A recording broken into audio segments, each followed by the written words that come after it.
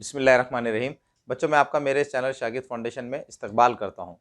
बच्चों, जैसे कि आप जानते हैं कि हम 5th क्लास स्कॉलरशिप मैथमेटिक्स पढ़ रहे हैं और अभी तक हमने 5th क्लास स्कॉलरशिप मैथमेटिक्स के तीसरे यूनिट के 3 सबक को मुकम्मल कर लिया है। आज हम क्या करेंगे, आज हम इस वीडियो में तीसरे यूनिट का जो चौथा सबक है, तो चौथे सबक की बुनियादी मालूमात को हम डिटेल में समझेंगे और फिर अगले वीडियो में इस सबक के जो सवालात हैं उनको हल करेंगे। तो चलिए अब इस वीडियो की शुरुआत करते हैं। तो सबसे पहले हम ये समझेंगे कि अशरी कसर डेसिमल फ्रैक्शन किसको कहा जाता है। बच्चों, मुझे पूरी उम्मीद है कि आपको कसर किसको कहते हैं, फ्रैक्शन किसको कहते हैं, ये अच्छी तरह से मालूम ही होगा। तो अब हमको क्या समझना है, अब हमको ये समझना है कि अशरी कसर किसको कहते हैं, डेसिमल फ्रैक्शन किसको कहा जाता है। बच्चों, अशरी कसर किसको कहा जाता है, इसकी तारीफ मैंने यहाँ पर लिखी है। अगर आप इस तारीफ को पढ़ेंगे, ये तारीफ बहुत आसान है बच्चों, अगर आप इस तारीफ को पढ़ लेंगे तो आप बहुत आसानी से अशरी कसर किसको कहते हैं इसको समझ जाएंगे। ठीक है, अशरी कसर किसको कहा जाता है, वो कसर जिसका नसब नुमा 10 या 10 के गुना में होता है उसे अशरी कसर कहते हैं। बच्चों, यहाँ पर मैंने अशरी कसर की कुछ मिसालें लिखी है। अशरी कसर किसको कहा जाता है, अशरी कसर यानी ऐसी कसर जिसका नसब नुमा 10 होता है या 10 के गुना में होता है। ठीक है, जैसे बच्चों यहाँ पर आप देख सकते हैं कि यहाँ पर मैंने ये कुछ अशरी कसरें लिखी है। जैसे 6/10 ये जो कसर है, ये कसर कौन सी कसर है, अशरी कसर है। ये कसर अशरी कसर क्यों है, डेसिमल फ्रैक्शन क्यों है, क्योंकि इस कसर के नसब नुमा में क्या है, 10 है, इसलिए ये कसर क्या कहलाएगी, अशरी कसर कहलाएगी। जिस कसर का नसब नुमा 10 होता है या 10 के गुना में होता है तो उस कसर को क्या कहा जाता है, अशरी कसर कहा जाता है। तो ये एक अशरी कसर है। ठीक है, इसी तरह से बच्चों यहाँ पर आप देख सकते हैं 8/100 ये भी क्या है, एक अशरी कसर है। अशरी कसर किसको कहते हैं, अशरी कसर यानी ऐसी कसर जिसका नसब नुमा 10 होता है या 10 के गुना में होता है। तो यहाँ पर आप देख सकते हैं कि इस कसर का जो नसब नुमा है 100 है और 100 ये 10 के गुना में आता है। 10 को अगर हम 10 से ज़र्ब कर दें तो 100 आता है, तो इसलिए ये कसर भी क्या कहलाएगी, ये कसर भी कहलाएगी अशरी कसर। इसी तरह से बच्चों 13/1000 ये कसर भी क्या है, एक अशरी कसर है। ये कसर अशरी कसर क्यों है, क्योंकि इस कसर का जो नसब नुमा है वो 10 के गुना में है। यहाँ पर आप देख सकते हैं कि इस कसर का नसब नुमा 1000 है। अगर आप 10 को 100 से ज़र्ब करेंगे तो क्या आएगा, 1000 आएगा। इसका मतलब क्या है कि इस कसर का जो नसब नुमा है वो 10 के गुना में है। ठीक है, यानी इस कसर का जो नसब नुमा है वो 10 को किसी दूसरे अदद से ज़र्ब करके हासिल होता है, इसलिए ये कसर भी क्या कहलाएगी, ये कसर भी कहलाएगी अशरी कसर, डेसिमल फ्रैक्शन। तो बच्चों, ऐसी कसर जिसका नसब नुमा 10 होता है या 10 के गुना में होता है। 10 के गुना में होता है का क्या मतलब है, 10 के गुना में होने का मतलब यह है कि ऐसा अदद जो 10 को किसी दूसरे अदद से ज़र्ब करके हासिल होता है। ठीक है, तो इस तरह से बच्चों जिस कसर का नसब नुमा 10 या 10 के गुना में होता है उस कसर को क्या कहा जाता है, अशरी कसर कहा जाता है, डेसिमल फ्रैक्शन कहा जाता है। बच्चों, मुझे उम्मीद है कि आपको अशरी कसर किसको कहते हैं ये अच्छी तरह से समझ में आ गया होगा। तो चलिए बच्चों, हम इस वीडियो का जो अगला टॉपिक है उसको समझते हैं। हमारे इस वीडियो का अगला टॉपिक है अशरी कसरों को अशारिया का इस्तेमाल करके लिखना और पढ़ना, writing and reading decimal fractions using decimal point. बच्चों, अब हमको क्या समझना है, अब हमको ये समझना है कि अशरी कसरों को अशारिया का इस्तेमाल करके, डेसिमल पॉइंट का इस्तेमाल करके किस तरह से लिखा जाता है। बच्चों, अशारिया का या डेसिमल पॉइंट का क्या मतलब होता है, अशारिया का मतलब आसान ज़बान में होता है नुक्ता। यानी अब हमको क्या करना है, अशरी कसरों को अशारिया का इस्तेमाल करके यानी नुक्ते का इस्तेमाल करके किस तरह से लिखा जाता है ये समझना है। ठीक है बच्चों, मैंने आपको यहाँ पर अशरी कसरों को अशारे का इस्तेमाल करके किस तरह से लिखा जाता है ये समझाने के लिए यहाँ पर कुछ अशरी कसरें लिखी है। अब हम इन अशरी कसरों की मदद से समझेंगे कि अशरी कसरों को अशारे का इस्तेमाल करके किस तरह से लिखा जाता है। जैसे बच्चों, हमारे पास ये एक अशरी कसर है 5/10।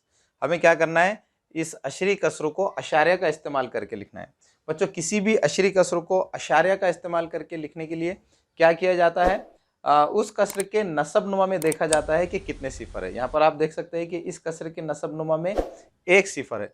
तो इस अशरी कसर को अशारे की सूरत में लिखने के लिए यानी अशारे का इस्तेमाल करके लिखने के लिए हमको क्या करना होगा, इस कसर के शुमार कुनिंदा में यानी 5 में 1 हिंसे से पहले अशारिया लगाना होगा।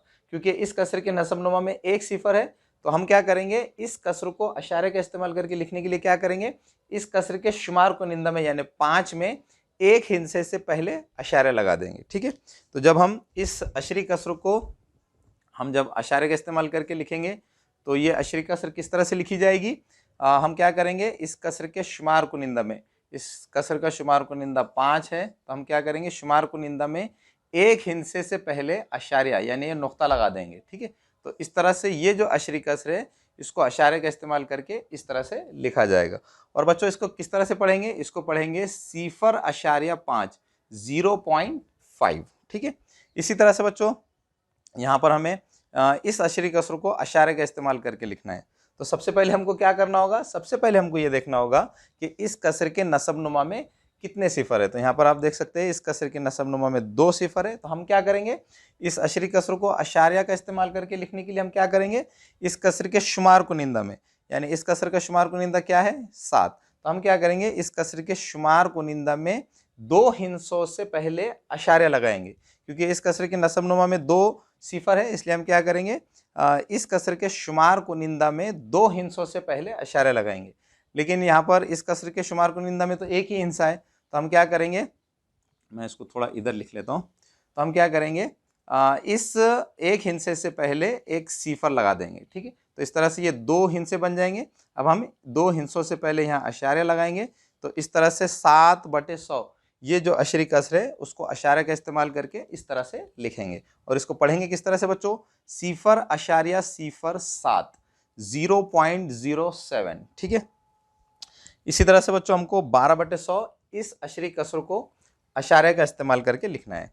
तो हम इस अशरी कसर को अशारे का इस्तेमाल करके किस तरह से लिखेंगे, पहले हम देखेंगे कि नसब नुमा में कितने सिफर है। नसब नुमा में 2 सिफर है, तो हमें क्या करना होगा, शुमार कुनिंदा में, इसका शुमार कुनिंदा 12 है, तो हमें क्या करना होगा, शुमार कुनिंदा में 2 हिंसों से पहले अशारा लगाना होगा। तो यहाँ पर 12 में 2 हिंसे है, उससे पहले हम अशारा लगा देंगे। तो इस तरह से 12/100 ये अशरी कसर अशारिया के सूरत में किस तरह से लिखी जाएगी, 0.12। इसको हम किस तरह पढ़ेंगे, 0.12 0.12।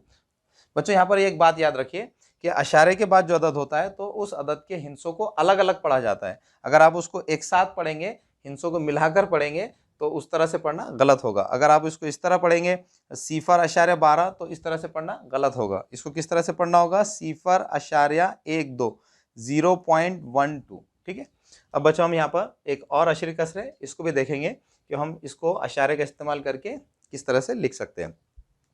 जैसे बच्चों यहाँ पर 5 सही 2/10 ये अशरी कसर है, इसको हमको क्या करना है, अशारे का इस्तेमाल करके लिखना है।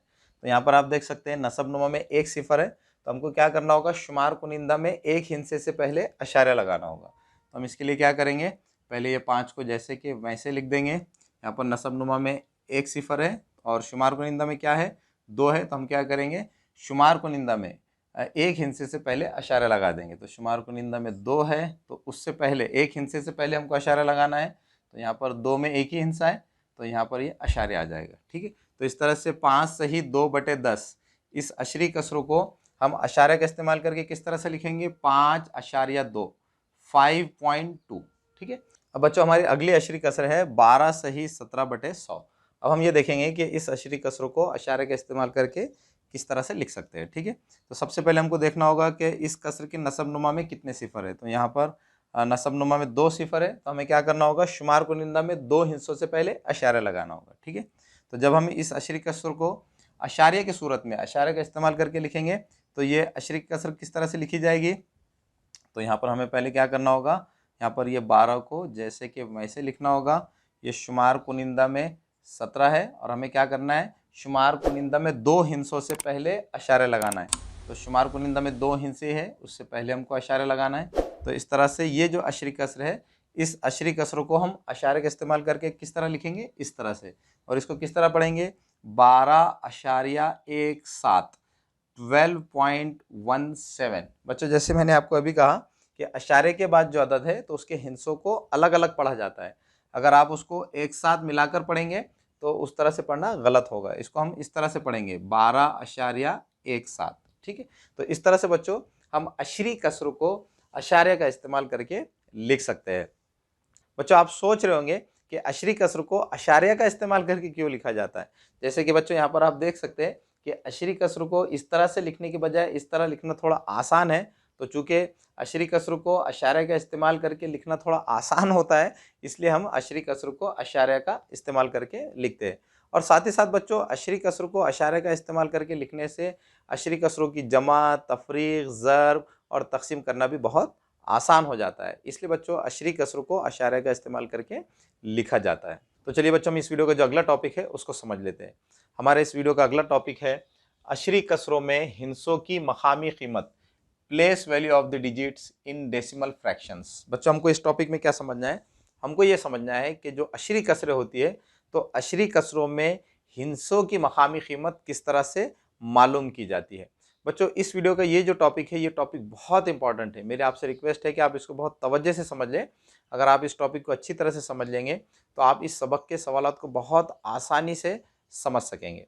तो चलिए अब हम ये समझेंगे कि अशरी कसरों में जो हिंसे होते हैं तो उन हिंसों की मकामी कीमत का क्या मतलब होता है और उन मकामी कीमत को किस तरह से मालूम किया जाता है। तो चलिए बच्चों हम अशरी कसरों में हिंसों की मकामी कीमत क्या होती है और हिंसों की मकामी कीमत किस तरह से मालूम की जाती है इसको डिटेल में समझ लेते हैं।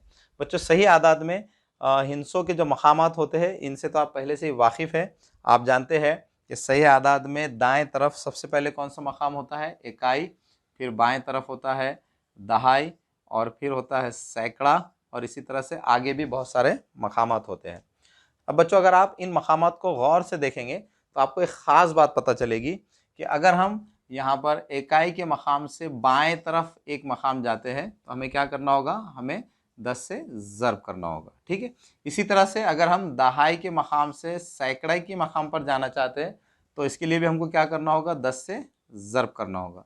तो इसका मतलब क्या हुआ कि जैसे ही हम बाएं तरफ एक मकाम बढ़ते हैं तो मकामी कीमत 10 गुना बढ़ जाती है। यहाँ पर आप देख सकते हैं कि यहाँ से हम जैसे ही बाएं तरफ एक मकाम बढ़े तो यहाँ पर मकामी कीमत 10 गुना बढ़ गई है। इसी तरह से जैसे हम यहाँ से बाएं तरफ एक मकाम बढ़े तो यहाँ पर भी आप देख सकते हैं कि मकामी कीमत 10 गुना बढ़ गई है। तो इसका मतलब क्या हुआ कि जैसे ही हम बाएं तरफ एक मकाम बढ़ते हैं तो मकामी कीमत 10 गुना बढ़ जाती है।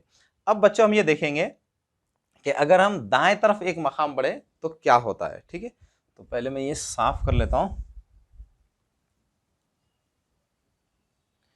अब बच्चों हमको क्या देखना है, हमको ये देखना है कि अगर हम दाएं तरफ राइट हैंड साइड में एक मकाम बढ़े तो क्या होता है। ठीक है, तो अगर हम यहाँ सैकड़े के मकाम से दाएं तरफ राइट हैंड साइड में एक मकाम बढ़े तो हमें क्या करना होगा, इसके लिए हमको यहाँ पर 10 से तकसीम करना होगा। ठीक है, जब हम इस मकाम को 10 से तकसीम करेंगे तो हम कहाँ पहुँच जाएंगे, दहाई के मकाम पर पहुँच जाएंगे। ठीक है, इसी तरह से अगर हमें यहाँ दहाई के मकाम से इकाई के मकाम पर जाना है तो इसके लिए भी हमको क्या करना होगा, 10 से तकसीम करना होगा। जब हम दहाई के मकाम को 10 से तकसीम करेंगे तो हम कहाँ पहुँच जाएंगे, इकाई के मकाम पर पहुँच जाएंगे। तो इसका मतलब क्या हुआ कि अगर हम एक मकाम दाएं तरफ राइट हैंड साइड में एक मकाम राइट हैंड साइड में बढ़ते हैं तो मकामी कीमत क्या हो जा रही है, 10 गुना कम हो जा रही है। जैसे यहाँ पर आप देख सकते हैं जैसे हम सैकड़े के मकाम से दहाई के मकाम की तरफ गए तो यहाँ पर दहाई के मकाम की कीमत क्या हो गई है, 10 गुना कम हो गई है। इसी तरह से जैसे हम दहाई के मकाम से इकाई के मकाम की तरफ गए तो यहाँ पर भी आप देख सकते हैं कि इकाई की मकाम की कीमत 10 गुना कम हो गई। तो इसका मतलब क्या हुआ, यहाँ पर ये बात पता चली कि अगर हम राइट हैंड साइड में दाएं तरफ एक मकाम अगर हम बढ़ते हैं तो अगले मकाम की जो कीमत है वो 10 गुना कम हो जाती है। ठीक है, अब बच्चों हम ये देखेंगे कि अगर हम इकाई के मकाम से दाएं तरफ एक मकाम और बढ़ते हैं तो क्या होता है। तो बच्चों इकाई के मकाम से दाएं तरफ एक मकाम बढ़ने के लिए हमको क्या करना होगा, इकाई के मकाम को 10 से तकसीम करना होगा। तो जब हम इकाई के मकाम को 10 से तकसीम करेंगे तो हमको क्या हासिल होगा, हमको हासिल होगा 1/10। ठीक है, तो इस तरह से इकाई के मकाम से दाएं तरफ एक मकाम बढ़ने पर हमें कौन सा मकाम हासिल हुआ, हमें मकाम हासिल हुआ 1/10। 1/10 का क्या मतलब है बच्चों, 1/10 का मतलब है 10वें मकाम। तो यहाँ पर जो मकाम होगा इस मकाम का नाम होगा 10वें मकाम। ठीक है बच्चों, इकाई के बाएं तरफ कौन सा मकाम है, दहाई है और इकाई के सीधे हाथ की तरफ दाएं हाथ की तरफ राइट हैंड साइड की तरफ कौन सा मकाम है, 10वें मकाम। ठीक है, इसी तरह से बच्चों अगर हम यहाँ 10वें मकाम से अगर हम दाएं तरफ एक मकाम और आगे बढ़ना चाहते हैं तो हमें क्या करना होगा, हमें 10वें मकाम को 10 से तकसीम करना होगा। तो जब हम यहाँ पर 10वें मकाम को जब हम 10 से तकसीम करेंगे तो हमको कौन सा मकाम हासिल होगा? हमको मकाम हासिल होगा 1/100। जब हम 10वें मकाम को 10 से तकसीम करेंगे तो हमको कौन सा मकाम हासिल होगा? 1/100। 1/100 का क्या मतलब है? 1/100 का मतलब है 100वें मकाम, 100वें मकाम। ठीक है।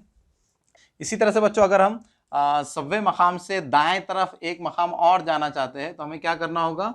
हमें 100वें मकाम को 10 से तकसीम करना होगा। तो जब हम 100वें मकाम को 10 से तकसीम करेंगे तो हमको कौन सा मकाम हासिल होगा? हमको मकाम हासिल होगा 1/1000, 1/1000। ठीक है। 1/1000 का क्या मतलब है बच्चों? 1/1000 का मतलब है 1000वें मकाम, 1000वें मकाम। ठीक है। तो इस तरह से बच्चों आज आप ये जान गए हैं कि इकाई के मकाम के दाएं तरफ भी बहुत सारे मकामात होते हैं, और साथ ही साथ आप ये भी जान गए हैं कि इकाई के मकाम से दाएं तरफ बढ़ने से मकामात की जो कीमत होती है वो 10 गुना कम होते चली जाती है। जैसे आप पहले से ही जानते हैं कि इकाई के मकाम के बाएं तरफ जो मकामात होते हैं, तो बाएं तरफ बढ़ने से बाएं तरफ के मकामात की कीमत 10 गुना बढ़ जाती है। लेकिन जैसे हम इकाई के मकाम से दाएं तरफ सीधे हाथ की तरफ बढ़ते हैं तो इकाई के दाएं तरफ के मकामात की कीमत 10 गुना कम होते चली जाती है। तो बच्चों इस तरह से हमने यहाँ पर किसी भी अशरी कसर में जो मकामात होते हैं, हिंसों के जो मकामात होते हैं, उनको डिटेल में समझ लिया है। तो चलिए बच्चों हम इन मकामात को एक अदद की मदद से डिटेल में समझ लेते हैं ताकि आपको ये मकामात अच्छी तरह से समझ में आ जाए। ठीक है। जैसे बच्चों हमारे पास फर्ज कीजिए कि एक अदद है 547। 547 में 7 कौन से मकाम पर है? यह है इकाई के मकाम पर, 4 ये दहाई के मकाम पर है, और ये 5 सैकड़े के मकाम पर है। ठीक है, सैकड़ा। इकाई को हम और किस तरह से लिख सकते हैं? एक, दहाई को इस तरह लिख सकते हैं और सैकड़े को इस तरह से लिख सकते हैं। ठीक है। अब बच्चों अगर हम इकाई के मकाम से दाएं तरफ एक मकाम जाना चाहे तो इकाई के दाएं तरफ कौन सा मकाम होगा? इकाई के दाएं तरफ मकाम होगा, जैसे अभी आपने देखा, इकाई के दाएं तरफ जो मकाम होगा वो होगा 10वें। 10वें को हम और किस तरह से लिख सकते हैं? 1/10। ठीक है। इसी तरह से अगर हम दाएं तरफ एक मकाम और जाना चाहे तो ये मकाम कौन सा होगा? ये होगा 100वें को हम किस तरह से लिख सकते हैं? 100वें को हम इस तरह से भी लिख सकते हैं। ठीक है। इसी तरह से अगर हम एक मकाम दाएं तरफ और जाना चाहे तो ये मकाम कौन सा होगा? ये मकाम होगा 1000वें।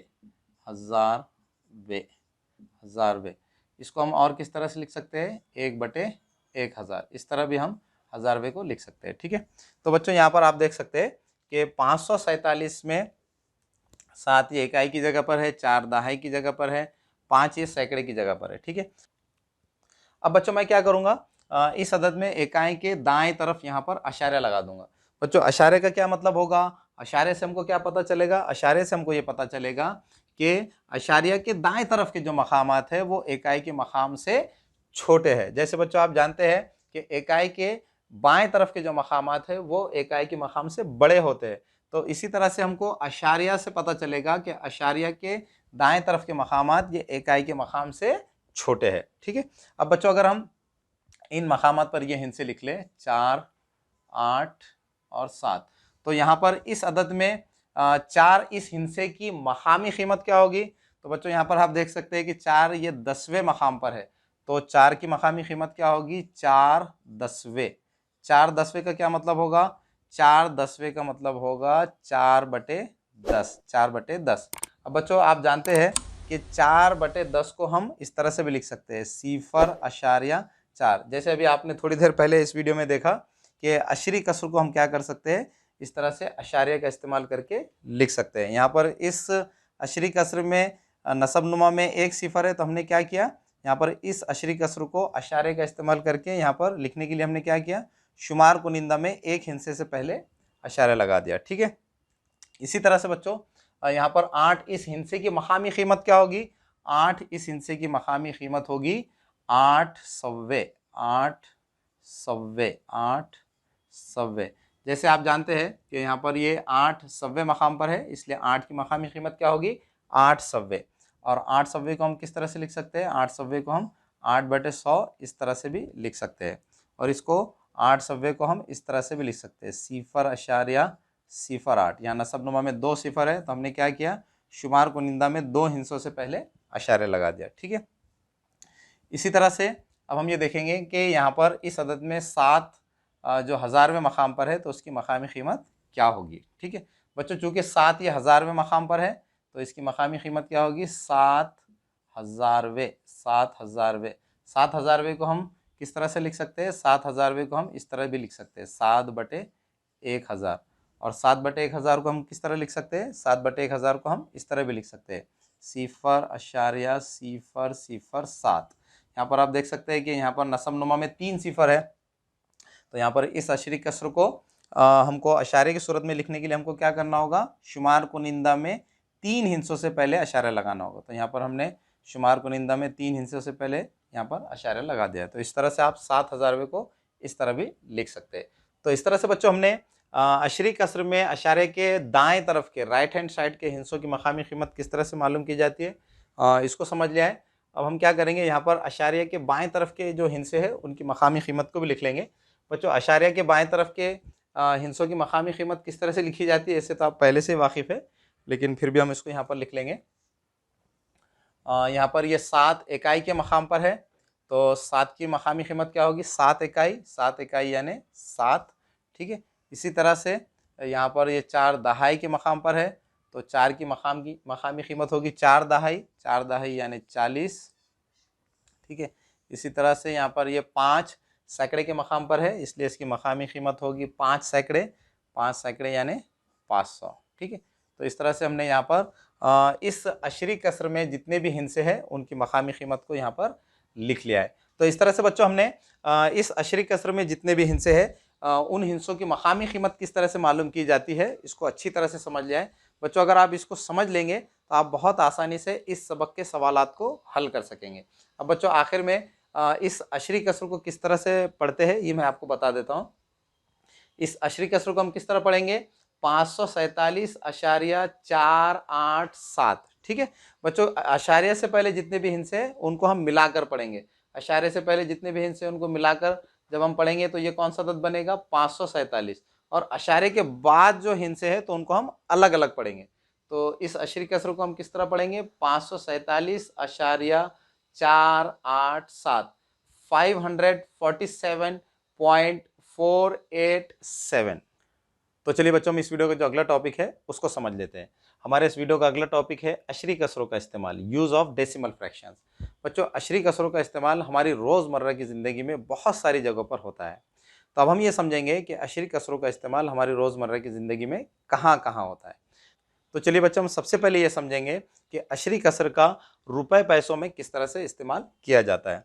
बच्चों जैसे कि आप पहले से ही जानते हैं कि 100 पैसे मिलने से क्या बनता है, 100 पैसे मिलने से बनता है 1 रुपया। ठीक है, तो इसका मतलब क्या होगा बच्चों, इसका मतलब ये होगा कि 1 पैसा ये 1 रुपए का 100वां हिस्सा होगा।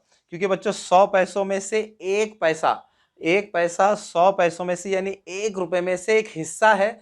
तो इसका मतलब ये होगा कि 1 पैसा ये 100 रुपए का क्या है, 100वां हिस्सा है। तो हम क्या कर सकते हैं, 1 पैसे को हम किस तरह से लिख सकते हैं, 1 पैसा ये 100 पैसों में से यानी 1 रुपए में से एक हिस्सा है। तो इसका मतलब ये होगा कि 1 पैसा ये 100 पैसों का यानी 1 रुपए का क्या है, 100वां हिस्सा है। तो हम इसको किस तरह लिख सकते हैं, 1 पैसे को हम इस तरह से लिख सकते हैं, 1/100 रुपया, 1/100 रुपया। बच्चों 1 पैसा ये 100 पैसों में से यानी 1 रुपए में से एक हिस्सा है, यानी 100 में से एक हिस्सा है। तो इसका मतलब ये हुआ कि हम 1 पैसे को किस तरह से लिख सकते हैं, कसरे की सूरत में 1/100। तो इस तरह से 1 पैसा ये 1/100 रुपए के बराबर होगा। अब बच्चों हम क्या करेंगे, 1/100 को अशारे का इस्तेमाल करके लिखेंगे। 1/100 को अशारे का इस्तेमाल करके लिखने के लिए हमको क्या करना होगा, ये देखना होगा नसब नुमा में कितने सिफर है।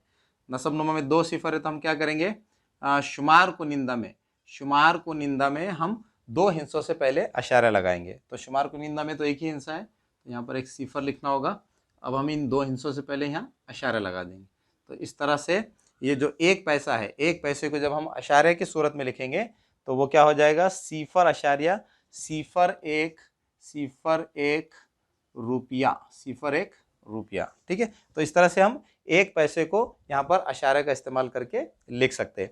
इसी तरह से बच्चों अगर हमें पाँच पैसों को अगर अशारे का इस्तेमाल करके लिखना हो तो हम कैसे लिख सकते हैं बच्चों, चूंकि 5 पैसे ये 100 पैसों में से यानी 1 रुपये में से 5 है, इसलिए हम इसको कैसे लिख सकते हैं, 5 बटे 100, 5 बटे 100। और 5 बटे 100 को हम किस तरह लिख सकते हैं, 5 बटे 100 को हम लिख सकते हैं सिफर अशारिया सिफर 5 रुपये, सिफर अशारिया सिफर 5 रुपये। ठीक है, इसी तरह से बच्चों अगर हमें 99 पैसों को अगर हमें अशारे का इस्तेमाल करके लिखना हो तो हम 99 पैसों को अशारे का इस्तेमाल करके किस तरह से लिख सकते हैं। तो बच्चों चूंकि 99 पैसे ये 100 पैसों में से 99 है, तो इसको हम कसर की सूरत में किस तरह से लिख सकते हैं, 99 बटे 100। और 99 बटे 100 को हम अशारे का इस्तेमाल करके किस तरह लिख सकते हैं, सिफर अशारिया 99 रुपये। ठीक है, तो इस तरह से बच्चों हम क्या कर सकते हैं, अशारिया का इस्तेमाल करके, अशरी कसरों का इस्तेमाल करके रुपए पैसों को लिख सकते हैं। अब हम ये देखेंगे कि अशरी कसरों का इस्तेमाल करके मीटर सेंटीमीटर को किस तरह से लिखा जाता है। बच्चों मीटर या सेंटीमीटर से तो आप पहले से वाकिफ़ है। किसी भी चीज़ की लंबाई को गिनने के लिए हम क्या करते हैं, अगर कोई छोटी चीज़ हो तो छोटी चीज़ की लंबाई को नापने के लिए, लंबाई को गिनने के लिए हम क्या करते हैं, सेंटीमीटर इस इकाई का इस्तेमाल करते हैं। और इसी तरह से अगर कोई बड़ी लंबाई है तो बड़ी लंबाई को, बड़े फासले को गिनने के लिए हम क्या करते हैं, इस इकाई का इस्तेमाल करते हैं, मीटर का इस्तेमाल करते हैं। ठीक है, तो अब हम ये देखेंगे कि मीटर और सेंटीमीटर में अशरी कसर का किस तरह से इस्तेमाल किया जाता है। जैसे बच्चों आप जानते हैं कि 100 सेंटीमीटर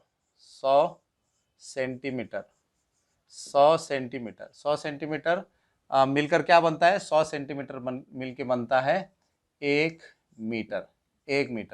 तो इसका मतलब क्या हुआ बच्चों, इसका मतलब ये हुआ कि 1 सेंटीमीटर ये 1 मीटर का क्या है, 1/4 हिस्सा है। 1 सेंटीमीटर ये 1 मीटर का क्या है, 1/4 हिस्सा है। क्योंकि बच्चों 1 सेंटीमीटर ये 100 सेंटीमीटर में से यानी 1 मीटर में से एक हिस्सा है, इसलिए हम 1 सेंटीमीटर को क्या कहेंगे, 1 सेंटीमीटर को कहेंगे 1 मीटर का 1/4 हिस्सा। तो हम 1 सेंटीमीटर को किस तरह से कसर की सूरत में लिख सकते हैं, तो चूंकि 1 सेंटीमीटर ये 100 सेंटीमीटर में से यानी 1 मीटर में से एक हिस्सा है, इसलिए हम 1 सेंटीमीटर को लिखेंगे 1/100। बच्चों यहाँ पर आप इसको अच्छी तरह समझने की कोशिश कीजिए कि 1 सेंटीमीटर ये 100 सेंटीमीटर में से यानी 1 मीटर में से एक हिस्सा है, इसलिए हम 1 सेंटीमीटर को किस तरह से लिखेंगे, 1/100 मीटर। ठीक है, अब बच्चों हम 1/100 को हम अशारे की सूरत में किस तरह से लिख सकते हैं, तो 1/100 को हम इस तरह से लिख सकते हैं, सिफर अशारिया सिफर एक मीटर। ठीक है, तो इस तरह से 1 सेंटीमीटर को जब हम अशारे की सूरत में लिखेंगे तो वो क्या होगा, सिफर अशारिया सिफर 1 मीटर। इसी तरह से बच्चों अगर हमें 6 सेंटीमीटर को अशारे की सूरत में लिखना हो तो हम 6 सेंटीमीटर को अशारे की सूरत में किस तरह से लिख सकते हैं, तो चूंकि बच्चों 6 सेंटीमीटर ये 100 सेंटीमीटर में से यानी 1 मीटर में से 6 हिस्से है, इसलिए हम 6 सेंटीमीटर को किस तरह से लिखेंगे, 6/100 मीटर। ठीक है, अब बच्चों हम 6/100 को अशारे की सूरत में लिख लेंगे, तो 6/100 को अशारे की सूरत में लिखेंगे तो ये क्या हो जाएगा, सिफर अशारिया सिफर 6 मीटर। तो इस तरह से 6 सेंटीमीटर को जब हम अशारे की सूरत में लिखेंगे तो वो क्या होगा, सिफर अशारिया सिफर 6 मीटर। ठीक है, इसी तरह से बच्चों अगर हमें 15 सेंटीमीटर को अशारिया का इस्तेमाल करके लिखना है तो उसको हम किस तरह लिख सकते हैं, तो चूंकि बच्चों 15 सेंटीमीटर ये 100 सेंटीमीटर में से यानी 1 मीटर में से 15 हिस्से है, तो इसलिए हम 15 सेंटीमीटर को किस तरह से लिख सकते हैं, 15/100 मीटर। अब हम 15/100 मीटर को अशारे का इस्तेमाल करके लिखना चाहे तो उसको किस तरह लिख सकते हैं, सिफर अशारिया 1.5 मीटर। ठीक है, तो इस तरह से बच्चों मीटर और सेंटीमीटर को लिखने के लिए और रुपए और पैसों को लिखने के लिए अशरी कसर का इस्तेमाल किया जाता है। तो चलिए बच्चों, हम इस वीडियो का जो आखिरी टॉपिक है उसको समझ लेते हैं। हमारे इस वीडियो का आखिरी टॉपिक क्या है?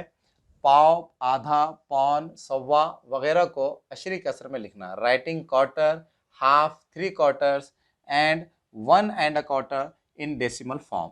बच्चों, हमको क्या करना है? हमको ये देखना है कि पाव, आधा और पौन को अशरी कसर में किस तरह से लिखा जाता है। बच्चों, जैसे कि आप जानते हैं कि जब हम किसी चीज़ के 4 बराबर हिस्से करते हैं और उसमें से एक हिस्सा लेते हैं तो उसको क्या कहते हैं? पाव कहते हैं। इसी तरह से जब हम किसी भी चीज़ के 2 बराबर हिस्से करते हैं और उसमें से एक हिस्सा लेते हैं तो उसे आधा कहा जाता है। और इसी तरह से जब हम किसी चीज़ के 4 बराबर हिस्से करते हैं और उसमें से 3 हिस्सों को लेते हैं तो उसको क्या कहते हैं? पौन कहते हैं। ठीक है, तो हमको क्या करना है? हमको यहाँ पर यह देखना है कि पाव, आधा और पौन को हम अशरी कसर में किस तरह से लिख सकते हैं। बच्चों, पाव को आम कसर की सूरत में किस तरह से लिखा जाता है? तो चूंकि यहाँ पर 4 बराबर हिस्से किए गए और उसमें से एक हिस्सा लिया गया है तो इसको हम आम कसर में, कॉमन फ्रैक्शन में किस तरह से लिखेंगे? 1/4। ठीक है, इसी तरह से आधा को अगर हमें कॉमन फ्रैक्शन में लिखना है, आम कसर में लिखना है, तो हम उसको किस तरह से लिख सकते हैं? तो यहाँ पर चूंकि 2 बराबर हिस्सों में से एक हिस्सा लिया गया है तो इसको हम कैसे लिखेंगे? 1/2।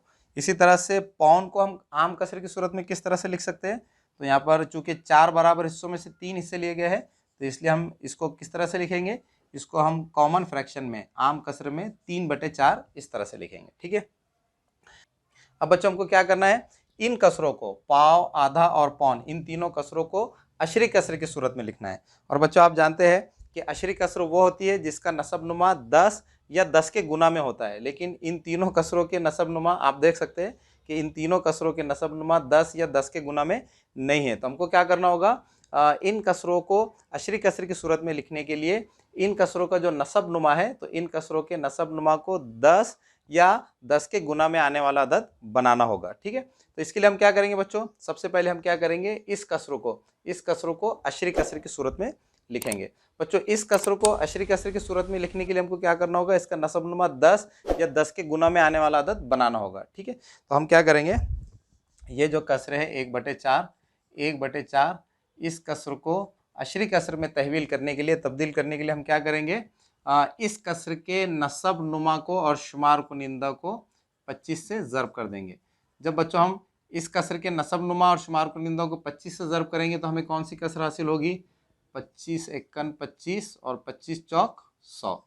तो इस तरह से बच्चों अब आप देख सकते हैं कि यहाँ पर हमने 1/4 इस कसरों को अशरी कसर में तब्दील कर दिया है, क्योंकि बच्चों इस कसर का जो नसब नुमा है वो 10 के गुना में है, इसलिए ये जो कसर होगी वो क्या होगी? अशरी कसर होगी। तो इस तरह से हमने 1/4 इस कसर को अशरी कसर की सूरत में तहवील कर लिया है।